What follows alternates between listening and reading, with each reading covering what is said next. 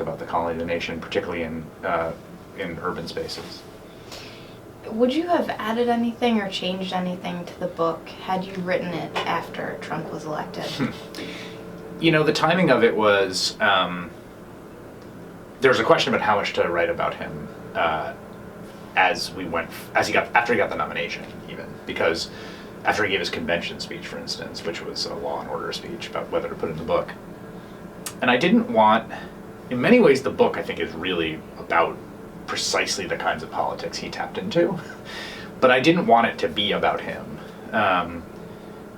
There are two things I was trying to really achieve with this book. One is a kind of accessibility, I wanted the tone and the approach to be to invite people in. And two is that I wanted it to be a kind of book that you could pick up in 5 or 10 years, and it still have some kind of core insight and usefulness. And so I think it's easy to get trapped in the news cycle when you're writing a book. So I was actually happy that we kept it out. It's funny you say that because your Trapped last in the news cycle book, for a living. Oh, yeah, right. Well, but your last book, in a lot of ways, is more relevant now than even when you wrote it. Yeah, I think it's actually sort of freakish, the degree to which that's true. Which is, I mean, I'm sort of in some ways as surprised. I've gone back to the book myself because you write something and then it gets a little remote in your own head. And I've gone back to the book myself to read passages and been like, huh. Can you talk about the value of books or libraries in your life? I mean, books get more, in some ways books are more and more important the further we get into the technological age of the smartphone, because they produce habits of mind that are increasingly rare.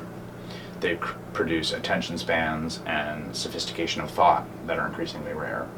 And it's actually tremendously gratifying that they're still around. I mean, that sounds like a crazy thing to say, but it's amazing in some ways that publishing is sort of thriving right now. I think it's relative to 5 years ago when I wrote my first book, which was like the dawn of the Kindle era, and everyone was like, oh, it's all over, no one's ever going to buy a paper book again, and it's like, no, I myself have come back to paper books too, because it is a different mindset and habit of reading. In terms of libraries, I mean, libraries are one of the great democratic institutions of this country. I always say about libraries that if libraries didn't exist, you could never call them into existence now. Could you imagine going to Capitol Hill and telling the publishing industry, like, we're going to set up free institutions in every neighborhood in the country where you can just get your stuff for free? People would be like, that's crazy. Of course. Are you out of your mind? Of course you can't do that. So in some ways, it's a relic of a forgotten age, and it embodies kind of, I think, our best democratic commitments.